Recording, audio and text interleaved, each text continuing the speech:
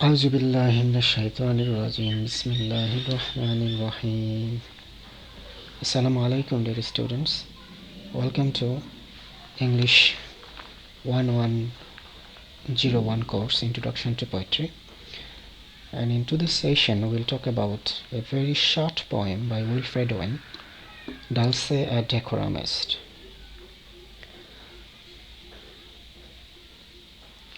Let us talk about the biography of the poet Wilfred Owen first.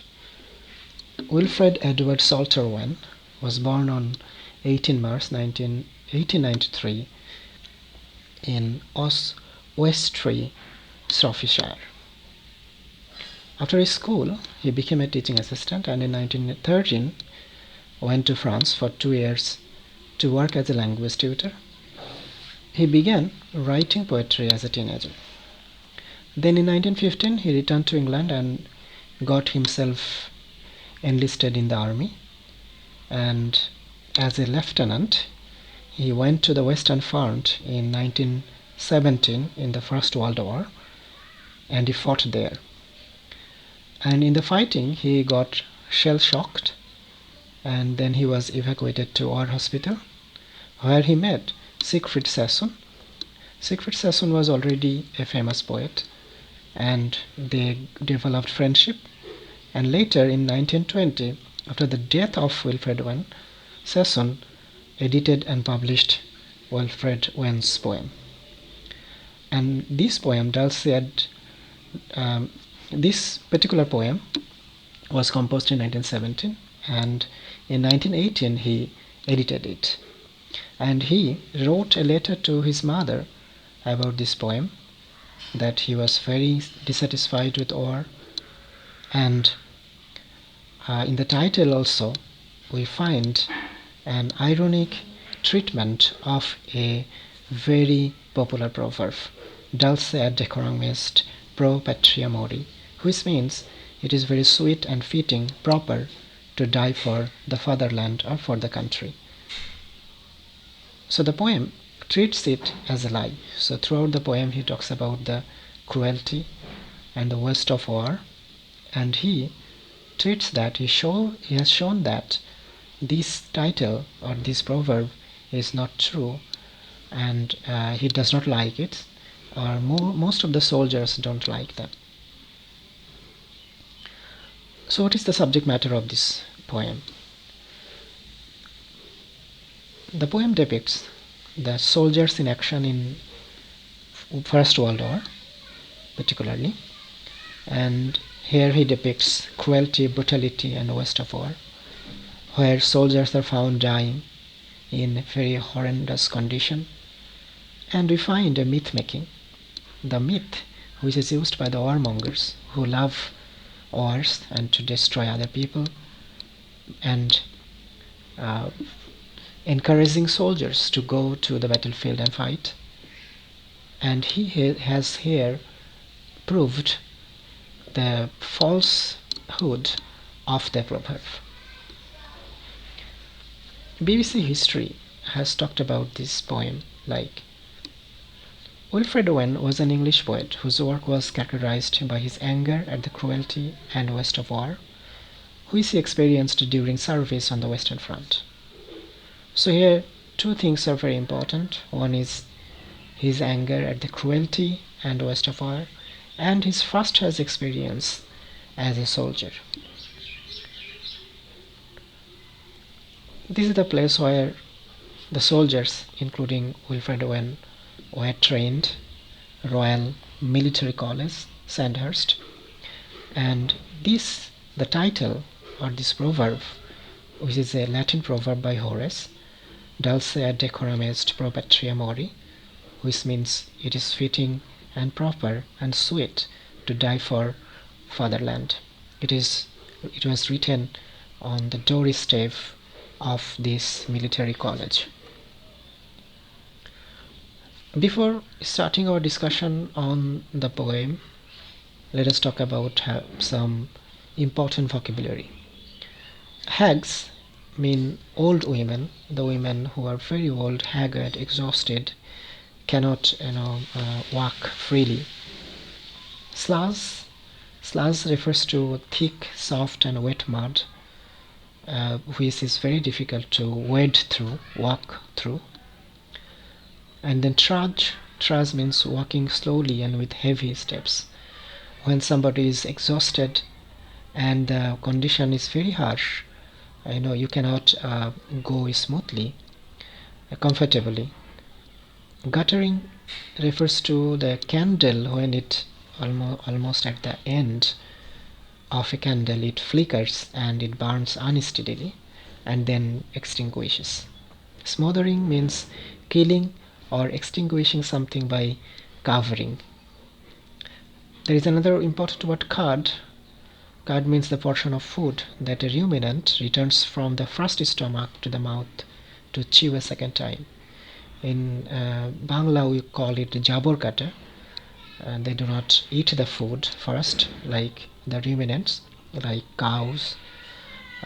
They first put their food in the first part of their stomach, and then when they are in rest they take them back and chew it finally.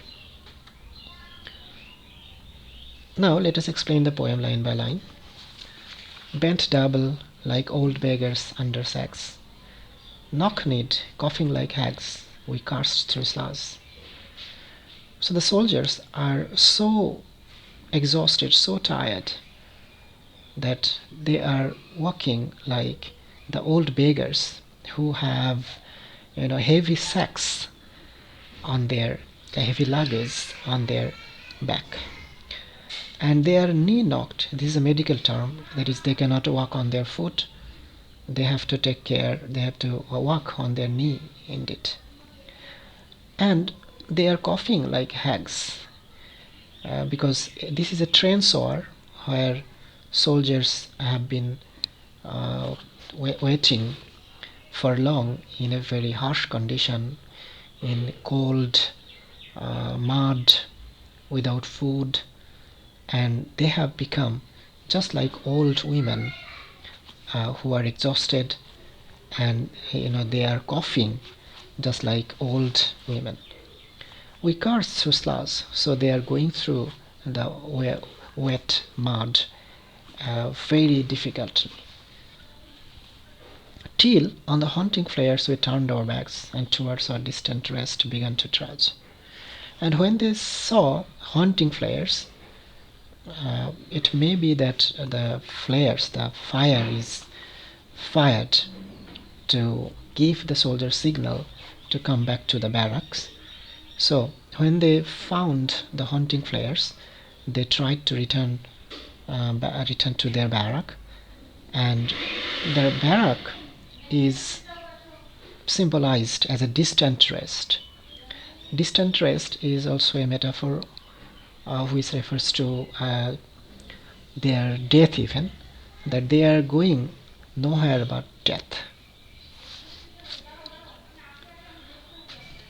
Men marched asleep, many had lost their boats, but limped on, bloodshot, all went lame, all blind, drunk with fatigue, deaf even to the hoods of gas cells dropping softly behind. So here the soldiers coming back to their barracks are almost compared to zombies. They are moving, but they are asleep. They are so tired that they are sleeping and moving at the same time. And many had lost their boots, but limped on, bloodshot. Bloodshot is a very unique image. Bloodshot refers to the image that the soldiers who have lost their shoes, they have no shoes in their legs, but their feet are bleeding, and the blood has clotted and made some kind of shoes for them, and that is why all went lame. So they could not walking comfortably, and all blind, they could not see anything, drunk with fatigue, as if they have drunk the fatigue itself, tiredness, deaf even to the hoods of gas cells dropping softly behind. So the gas cells were used by the chlorine gas, of course. It was one of the ammunitions or arms of the German soldiers, and they were so deep they could not hear the gas shells dropping behind them. And you see the word softly, that they were deep, so that they could not hear the gas shells. Normally, when there is a bomb and huge sound, normally we can the sound does not feel very soft.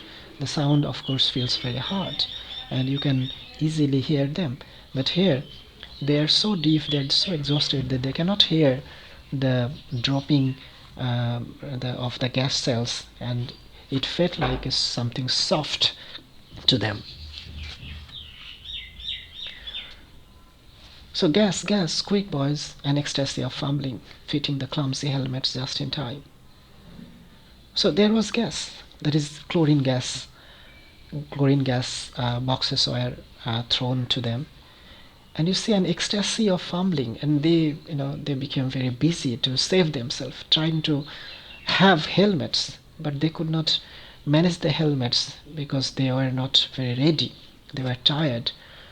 You see the word ecstasy. So is it a very good image for somebody who has ecstasy and is still there fumbling, or it is a good environment for ecstasy? It is something again like the zombie movies, when even the zombies, they know that they will die, and they are dealing with very hard and harsh realities, but still they are very ecstatic. They have become very glad. So they were trying to have their helmets to save them from the gas, but someone still was yelling out and stumbling and floundering like a man in fire or lime. But only one of the soldiers, were shouting and stumbling. That is, he could not have his helmets in time, and he was floundering like a man in fire or lime, as if he was in a fire or a lime. Lime was another, gaseous arm or ammunition, which was used by the soldiers in past times, and which was very discomfortable for the body of the soldiers. That is, probably the gas has directly attacked that soldier. And the speaker of this poem, that is Wilfred Owen, could see he through his dim and misty panes, through the glass panes of his helmet, and he can see the thick green light. And as under a green sea, I saw him drowning. So here he compares the gaseous element, gaseous environment with water, as if someone is drowning in the water, and the water is nothing here but the green gas, by the triggered by the gas shells. In all my dreams before my helpless sight, he plunges at me, guttering, choking, drowning. If in some smothering dreams you too could pace behind the wagon that you flung him in, and watch the white eyes wreathing in his face, his hanging face, like a devil sick of sin.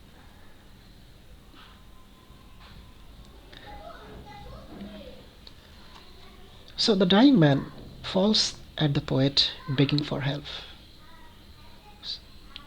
And the dying man was put into a wagon to die, and the soldiers watched his eyes turn white and roll back into his head.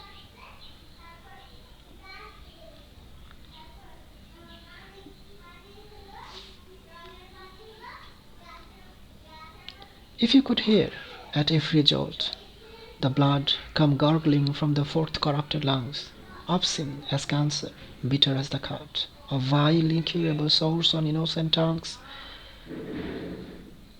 my friend, you would not tell with such high jest to children ardent for some desperate glory the old lie, Dulce et Decorum Est, propetri amore. So the poet tells us how the poet describes the noise of the blood of the dying man coming out of his mouth. That when he was taking on the cart, and the cart was, having some bump, and in each bump, blood was coming out of his lungs, and it looked like cancer, and it was bitter as scud, as if the blood he had eaten, and now the blood is coming out of his lungs so that he can chew it and he can get it back to his lung again. Of vile, incurable source on innocent tongues, and his tongues cannot speak it of anything. It has another meaning, maybe, that the dying soldier is trying to say something, but the sores are incurable and he cannot say anything using his innocent tongues. Then he says, the poet tells us how young children and teenagers who want to be heroes are being lied to about the conditions of wars and are being told that it is a wonderful thing to die for a country. So he tells the readers, that my friend, you not tell with such high jest to children ardent for some desperate glory. We know that this proverb, Dulce et Decorum Est, or it is fitting and proper to die for the country, is thus an ardent desire for children, or the children are taught to find ecstasy in going to war and sacrificing their lives for the country.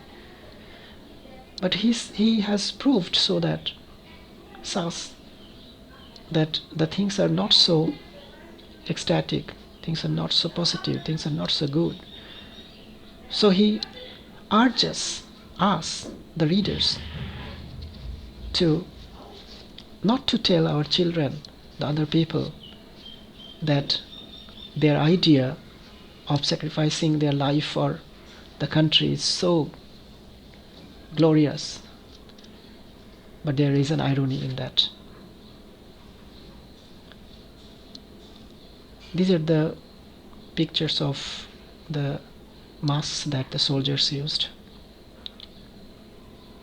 So let's talk about the form and stanza of this poem. This poem has 28 lines, and it seems that it has 2 sonnets built in, because we have 2 different aspects explained in 4 stanzas indeed.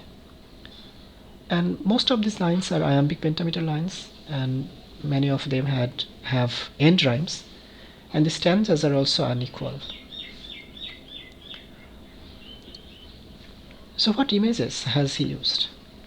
The images are very vivid, and it gives us the image of the heat of the battle, the trench war, where soldiers making their weary way from front line, and they go to their death, and when they try to move, bombs drop and lethal gas released.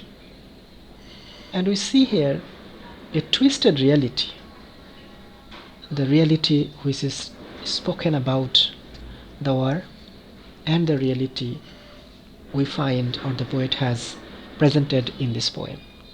So it gradually turns surreal. It gives us a dreamlike scenario, or water, and the cruel sea in which a man is drowning, and later who was disposed on a cart. It talks about the sores on a tongue, hints at what the dying soldier himself might have said about the war and the idea of a glorious death. So the last line, what the poet is speaking himself, is not his own idea maybe. He is saying that this idea was given by the soldier or soldiers who are dying in this horrendous way. This is a trench.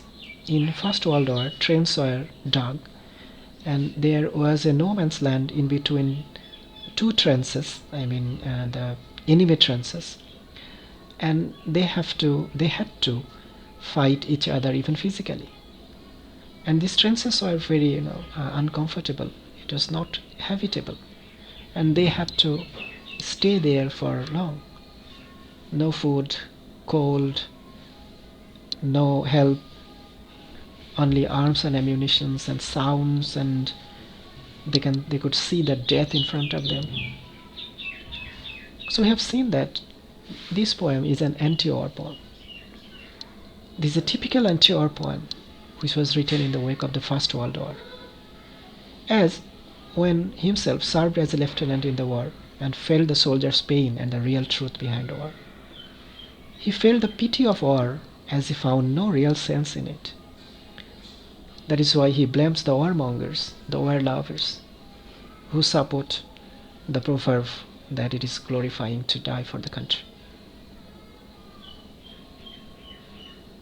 and who continues the nonsense indoctrination and the propaganda of war, which he calls the old lie.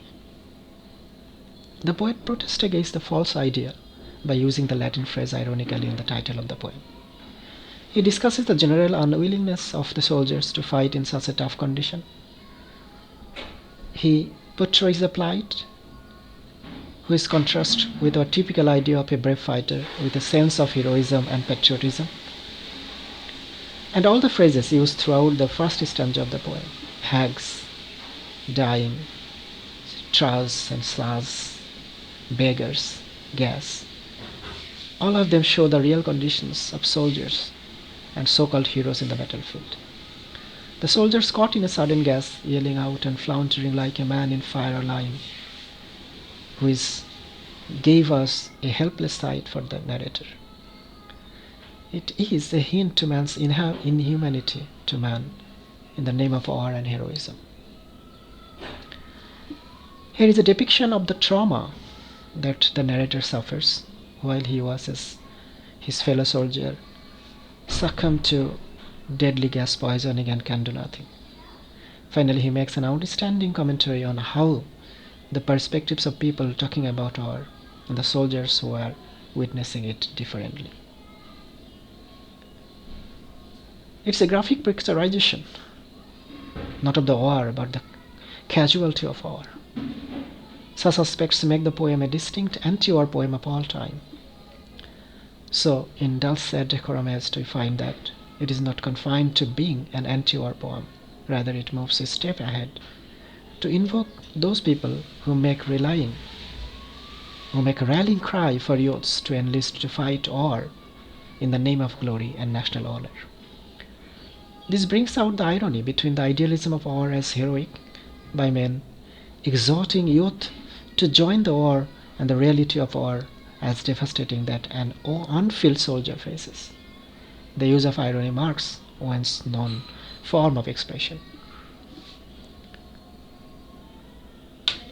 At the end, we find that the popular Latin phrase has been used to accentuate, to factualize that the participation in war may not be at all be decorous. If you can come back from the war, you can be hailed as a hero. But the trauma that a hero faced in the war is not worth of anything. He could not justify the sufferings of war, the outbreaks of influenza, or living in trenches with rats for days, and which didn't seem justifiable. The loss of so many lives, soldiers living in worse conditions, blocking each other's food supplies, didn't present a human environment. The soldiers themselves have no enmity among themselves. Even the fighting countries, the people of fighting countries don't have anything, in most cases, don't have anything, inimical. Fighting is a call of duty, a part of the same propaganda. But the outcome is just horrible. So this anti-war poem goes on to paint the tragedy of war and to convince the leaders against trying to infuse false patriotism in youths. And unlike many other war poems, Dulce Decorum Est is based on real stock-taking, real knowledge, and real assessment of the situation.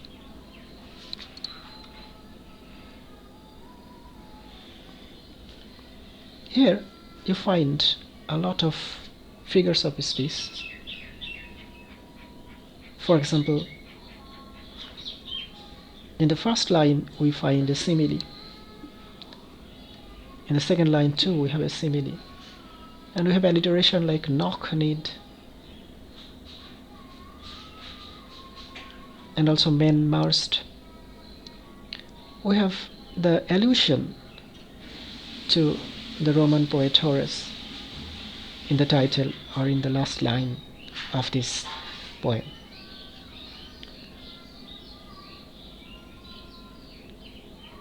And we have also some transferred epithet like clumsy helmets. Helmets cannot be clumsy. The soldiers, tired and exhausted, are clumsy. And the poet has used different types of punctuations, and you see the use of dash and end dash, which focuses, which means that there are changes in the thought, and it talks about a very focused thing, but in a different way, in a number of ways.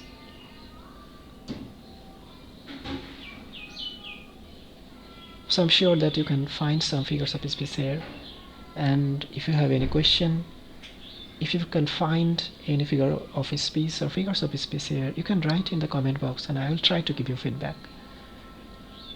Thank you very much for watching and hope that you have understood them. Assalamu alaikum wa rahmatullahi wa barakatuh.